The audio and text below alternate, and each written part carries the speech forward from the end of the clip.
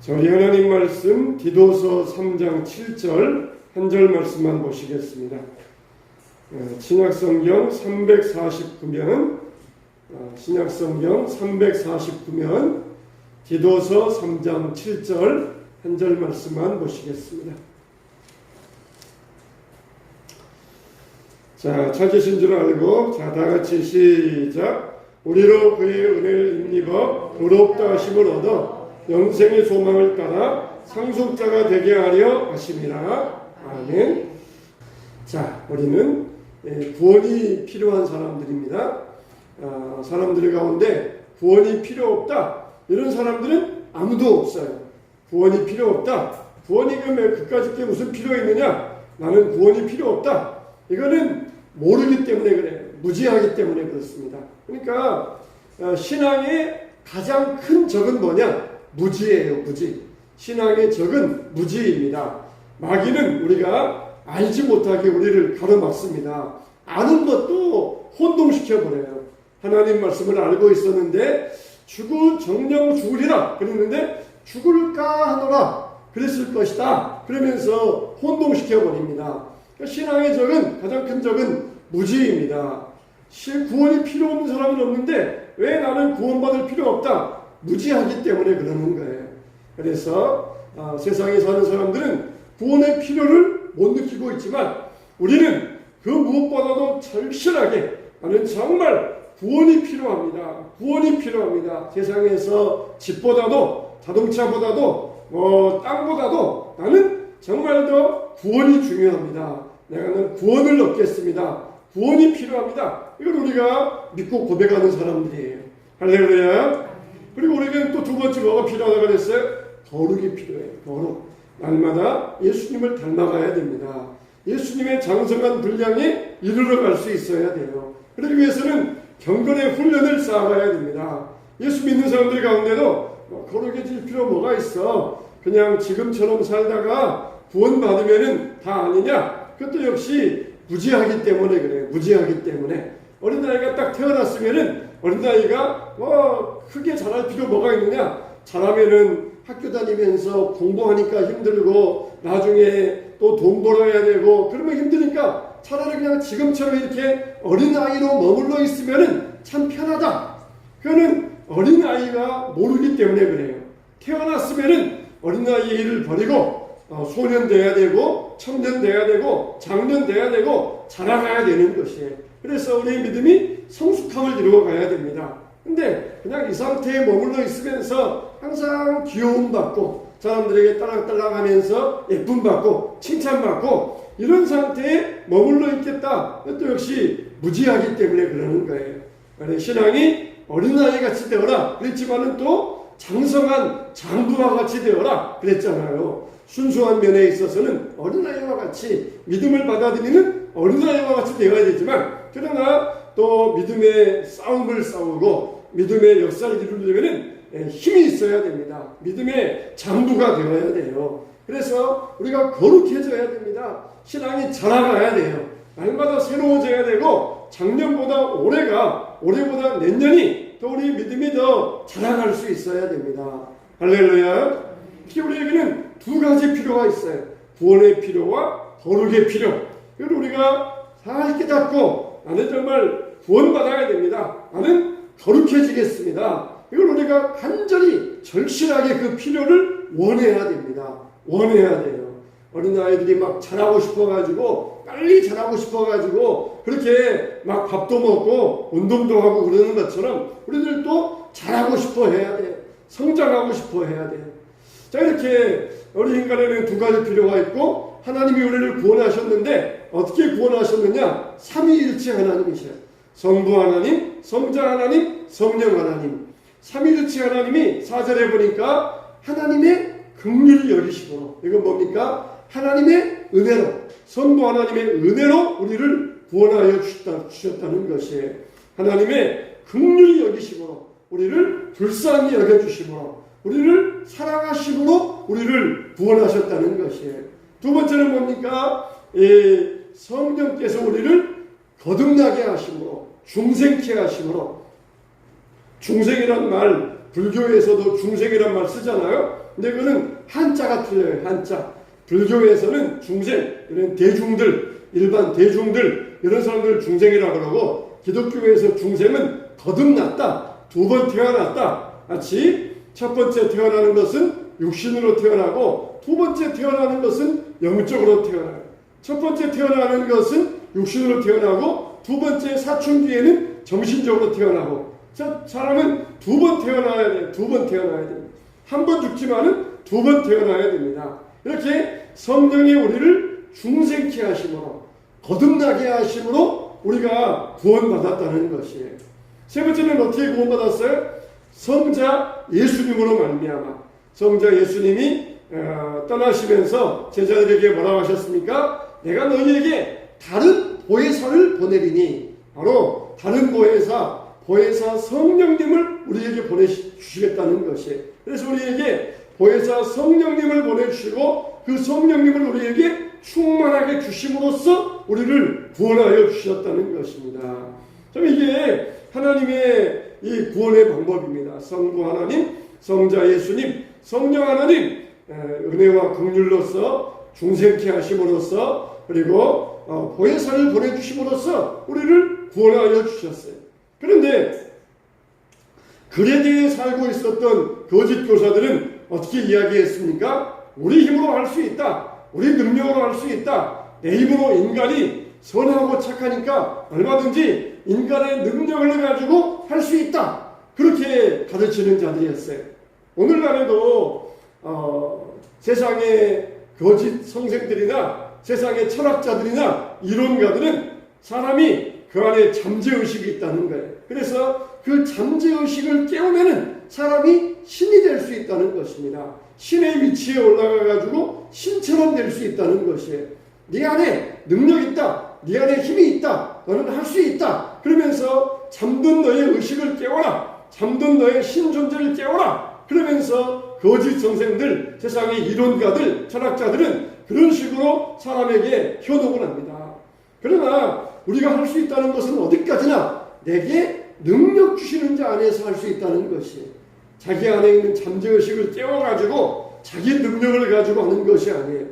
세상의 거짓 교사들은 내 안에 잠재의식을 깨워가지고 얼마든지 신처럼 된다. 이 구원의 자리에 올라간다. 그러면은 하나님의 은혜가 필요 없어요. 하나님의 긍휼하심이 필요 없습니다. 내가 할 수 있는데 굳이 하나님의 은혜가 뭐가 필요 있겠습니까? 내가 열심히 돈 닦고 열심히 수도해가지고 자기 안에 있는 신의 존재를 깨워서 잠재의식을 깨워서 신의 위치에 올라오면 되는데 자기 힘으로 되는데 뭐 하나님의 은혜가 뭐가 필요 있겠어요? 이게 아주 무서운 거짓 교사들이었고 바로 이 바울 당시에 그들에 있었던 거짓 교사들의 주장이었던 것입니다. 오늘날에도 이게 조금 변해서 그렇지 다 줄기는 똑같아요.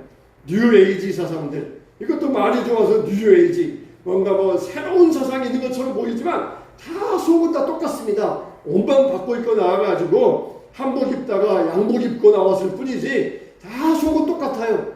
동학사상도 마찬가지예요. 동학사상도 서양의 사상 배격하자, 우리의 것으로 만들자, 그러면서 우리가 할 수 있다, 그러면서 이게 다 옷만 바꿔 입고 나온 이 마귀의 술수가 들어있는 인간의 거짓 사상들입니다.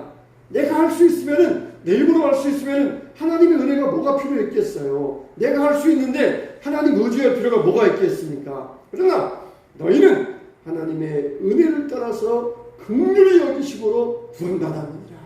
성령의 거듭나게 하심으로 구원받았느니라. 예수 그리스도가 보혜사를 보내주심으로 구원받았느니라. 얼마나 이게 참되고 위대합니까? 내가 할 수 있다. 아니다. 그건 다 버려라. 너는 성부 하나님, 성자 예수님, 성령 하나님의 은혜와 공로로 너희는 구원받았느니라. 이렇게 딱 선포하니까 결론이 쫙 나와버리잖아요.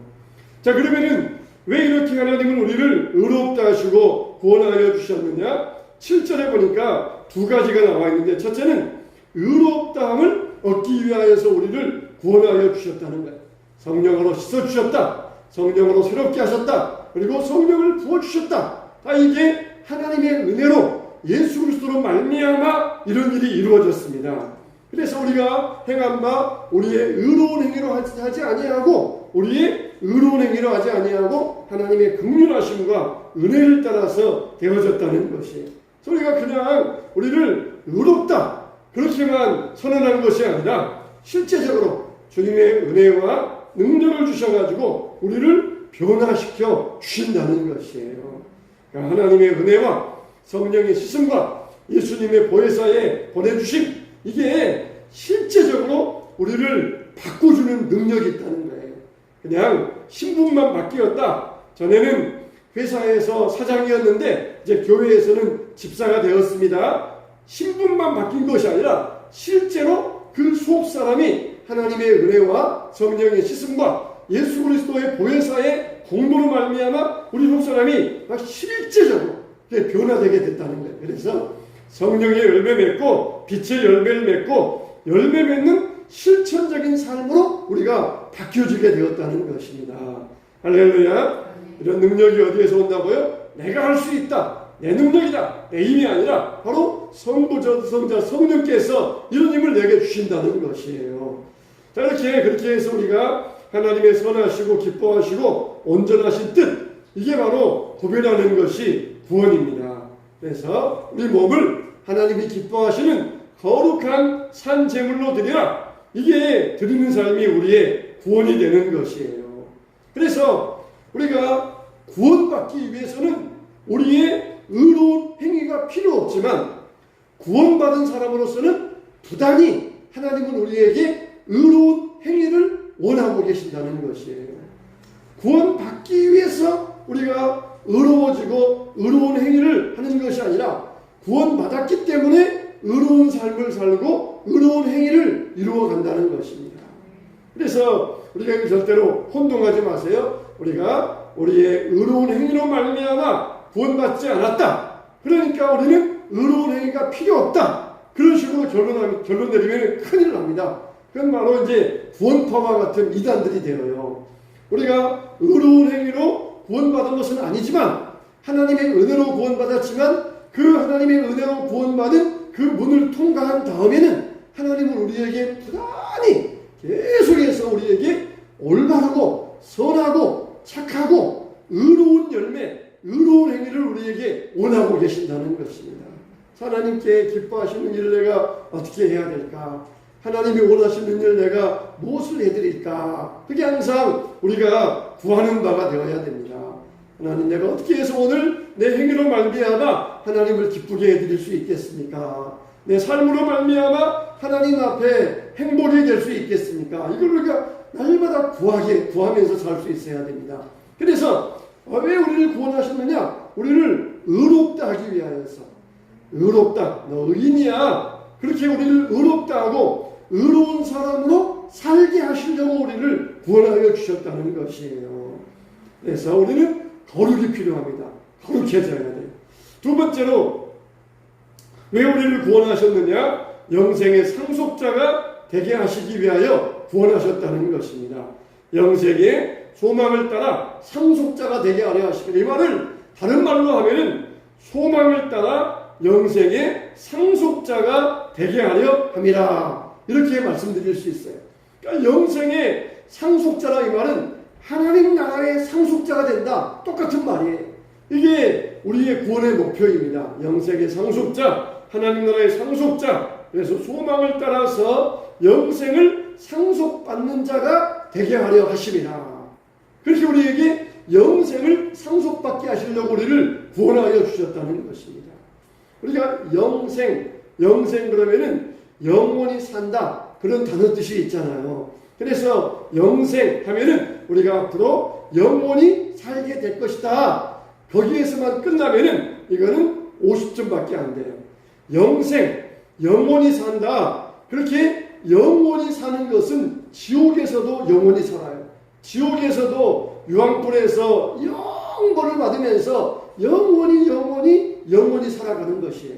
그러니까 성경이 말하는 우리가 영생의 상속자가 된다, 그 말의 정확한 뜻은 뭐냐면은 우리가 영원히 살면서 하나님과 교제를 누리면서 영원히 살게 된다. 이게 바로 100점짜리 영생에 대한 뜻입니다. 다시 한번 말씀드릴게요. 영생은 영원히 산다. 50점. 영생은 하나님과 교제하면서 영원히 산다. 이게 바로 100점짜리 정답이라는 것이. 하나님과 교제하면서 하나님의 다스림 받으면서 하나님을 의지하면서 우리가 영원히 살게 될 것이에요. 그런 면에서 우리는 지금 이 땅 위에서 지금 영생을 누려야 됩니다. 할렐루야. 이 땅 위에서 지금 여러분들이 영생을 누려야 돼요. 영생이 뭐라고 그랬어요? 하나님과 교제하면서. 그러니까 우리가 지금 이 땅에서도 하나님과 교제하면서 우리가 살아야 돼요. 하나님을 의지하면서 하나님의 다스림을 받으면서 영원히 산다. 그러니까 지금 여러분들이 지금 여기에서도 하나님을 의지하고 하나님의 다스림을 받으면서 살아야 됩니다. 그런 면에서 지금 우리는 벌써 우리에게는 영생이 시작된 거예요. 영생이 시작되어 가지고 우리가 지금 영생의 출발선에 들어가 있습니다.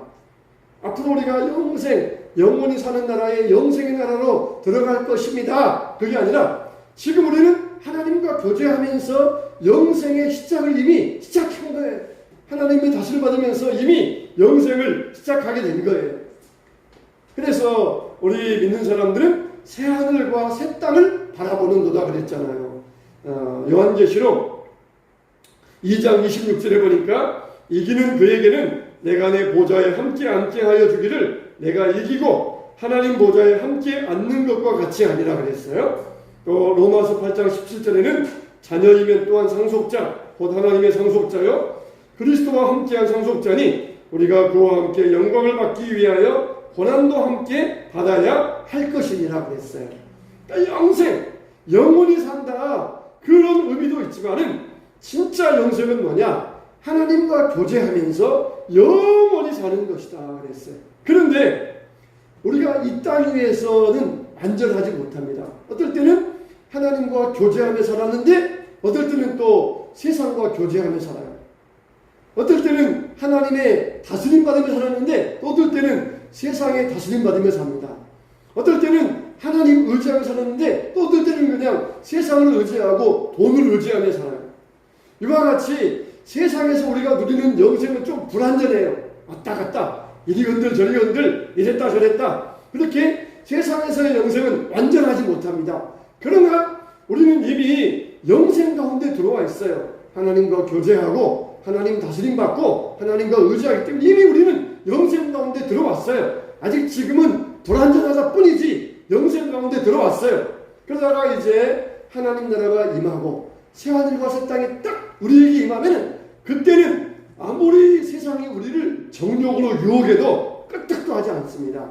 세상이 우리를 물질을 가지고 유혹하면서 야 하나님의 눈에 보이느냐? 돈 의지해라. 아무리 우리에게 그래도 우리는 그때는 끄떡도 안 해요.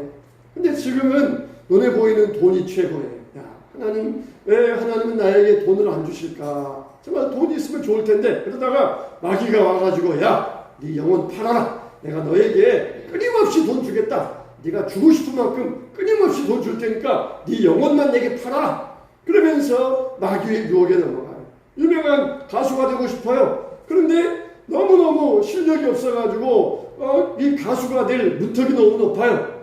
사탄이 와가지고 네 영혼 팔아라. 네가 죽은 다음에 네 영혼 내가 가져갈 테니까 네 영혼을 내게 팔면은 내가 이 땅 위에서 너를 최고의 가수로 만들어주겠다. 그냥 너무 가수가 되고 싶어가지고 인기 얻어 싶어 하셨는데 사탄이 와가지고 영혼 팔면은 그래 죽은 다음에 영혼 그까짓 게 무슨 소용이야. 지금 이 땅 위에서 이 인기와 영광 그게 최고다. 그러면서 영혼을 팔아버려요.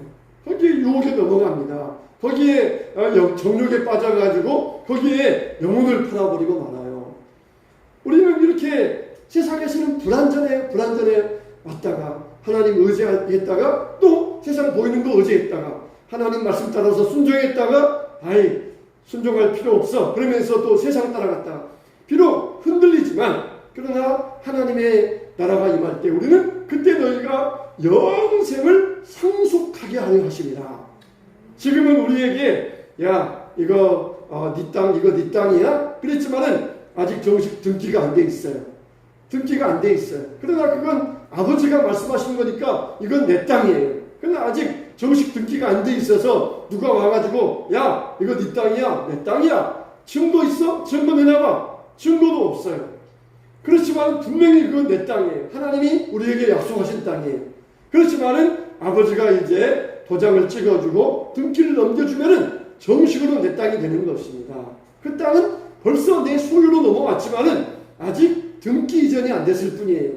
아직 우리가 하나님 나라의 영생에 등기 이전이 안 됐을 뿐이지 우리는 지금 여기서부터 영생의 영생을 누리고 있는 삶을 살아야 된다는 것입니다.